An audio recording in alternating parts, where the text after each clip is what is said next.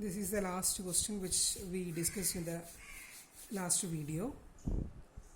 Here, the question for your understanding, I will be saying that there are A to H lists are available. Then each and every items will be coming under either any one of these list. Unsecured creditors, we already said that they having a separate list that is called list F.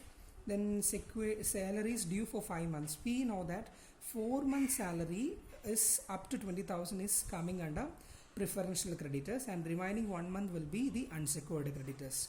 Managing directors remuneration, they will not be having any preferential right, they will be just treated as the unsecured creditors. Bills payable, there is no security, then it will be coming under the unsecured creditors and we will be showing on the F. Debtors, debtors are the assets, then it may be coming under A or B, then mostly it will be coming under list A. Good debts are about 4,30,000. That means they will be receiving 4,30,000 from the debtors. Doubtful debtors are 1,30,000. That means they are receiving 62,000 only from this doubtful portion. And the bad debt, that means they are not receiving any amount of this 88,000. Bills receivable, there is a 16,000 bills receivable, out of which 10,000 will be they are receiving. Coming to the bank overdraft, the bank, in the case of the bank overdraft, it's a liability. The liability, which category we have to treat? It's usually coming under the unsecured creditors category, and we can show under the unsecured creditor, that is for the 40,000. And the land is having the value 3,60,000 as per the books of account, but the land is estimated to realize at 5 lakh. That means the land of a book value of 3,60,000 will be receiving at the time of the realization of the land is 5 lakh. Stock is having the 8,20,000, then the amount will be realized at the time of the realization of the stock is 5,80,000. And the furniture and fixtures, nothing is mentioned about how much is the amount they are receiving. We can assume that the full amount is receiving at the time of liquidation. Then cash in hand, it's 4,000. Estimated liability for the bill discounted. There is a bill discounted liability. The liability is about to 60,000. Secured creditors holding first mortgage on land. We know that this is a secured creditors holding first mortgage on land. Then hence this land will be showing under the list B item. And the same item having another liability, that is second mortgage, we already discussed in the last video. Weekly wage unpaid, that is also coming under that. It's a workman's compensation. Workman's compensation will be coming under the preferential creditors category. And also the as per the compensation Workman Compensation Act, there is a liability due. This liability is also coming under the preferential creditor, that is list C. And income tax due, that is a amount any taxes or dues to the government, that will be showing under the preferential creditor, that is list C. Coming to the next item, that is a mortgage debentures. Mortgage debentures I already discussed in the last video. This is also in the coming under the list D item with the in 1 month interest of 3,750. Share capital is coming, two items are there. Preferential shares are coming under list F, and equity shares are coming under list G, and the remaining amount will be showing on the list H. Then this general reserve is only meant for calculating the list H. I already said that we have to prepare a separate list H to cross check whether we got the similar result as per the statement of affairs. For that list only we are using this general reserve. There is a that is a as per the December 31st, there is a balance of 1 lakh.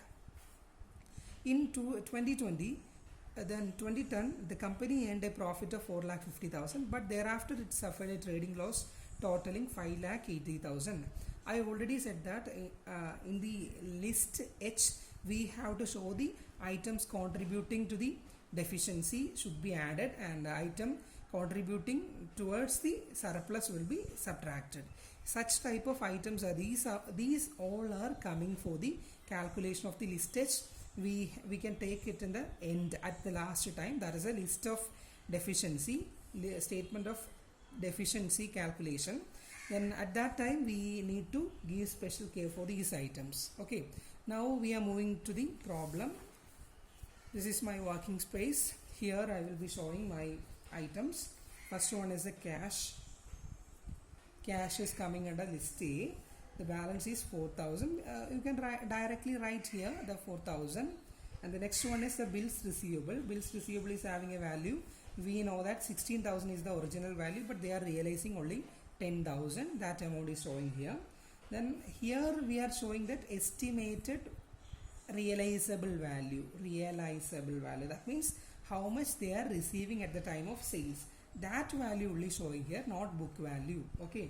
Please consider in your mind, you don't write the book value here. This is how we are going for this. This is the statement prepared by the whom? Liquidator.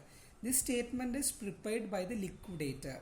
When the liquidator is preparing the statement, he is realizing the assets and paying the liability. That whenever we are coming for the liquidation time, then this liquidator is preparing the statement. Then here only showing the realized amount. Okay, don't show any unwanted items or book values here. Then the next one is the trade debtors. Trade debtors, we know that in this problem there are two type of debtors, good debt and bad debt. Good debt is realizing, we know that 4,30,000 is the value of the good debt, plus the bad debt is, doubtful debt is only realizing 62,000. Then we are adding these two figures, then we getting the value as 2,000, then adding 4,92,000. Okay, this is our value, 4,92,000. Then the stock, next one is the stock. This is also coming under the list A item. Stock is having the value, the book value is 8,20,000, but actually they are receiving only 5,80,000. We are showing that amount here.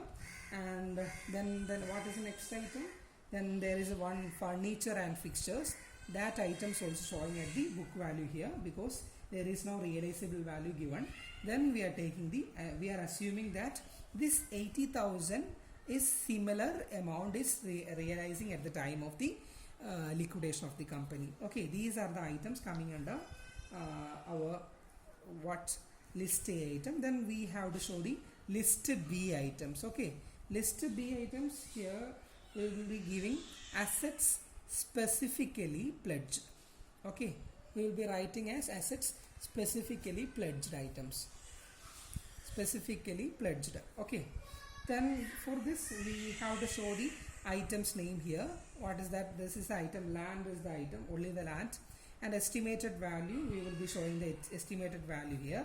Then the next one is the due to the creditors, how much is the due to the creditors, and the deficiency, if any deficiency will be showing here. If any surplus, then we will be writing surplus here and showing on the outer side. Okay, coming to the land is having an estimated value of 5 lakh. The problem is very much clear that the land is having 5 lakh, and we know that there are two type of liability towards the land, partly secured liability and fully secured liability. That is first mortgage and second mortgage. Then the total amount of these two liabilities are 4 lakh plus 2 lakh. Okay, it's very clear from the problem, the 4 lakh plus 2 lakh. Then we are adding to both of this liability, and the total due will be coming under 6 lakh. That means we realizing the land for 5 lakh and the land is having a liability of 6 lakh.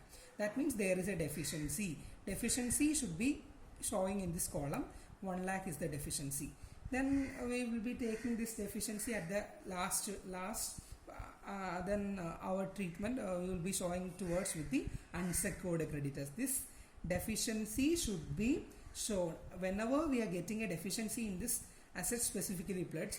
We should consider this amount at the time of writing the unsecured creditors. Okay, there is no surplus, then we need not write anything here. Then we can add the total assets. Okay, then we can add the total. Then these are the items adding towards. Then we will be getting 11,66,000. This is our total. Okay, then towards here we will be writing estimated total assets available for whom?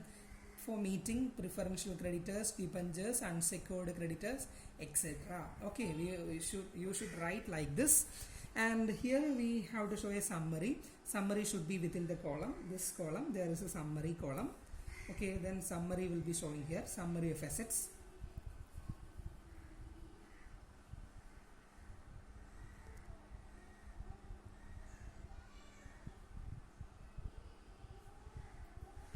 Summary of assets will be showing here. Assets in the specifically pledged item, specifically pledged assets. We know that how much is the value of asset. This is the value of asset. We will be showing the specifically pledged asset is 5 lakh. Then the second one is how much is the total others. Then others, towards others we will be writing the same amount, that is 11,66,000, but means adding to these item, these 4 items will be, these 5 items as are added to show the other item, and the specifically pledged assets will be, this is the gross items, this is the gross assets, total assets. Okay, then our total will be 16,000, 66,000. This means just the gross amount available for them. Okay, then just take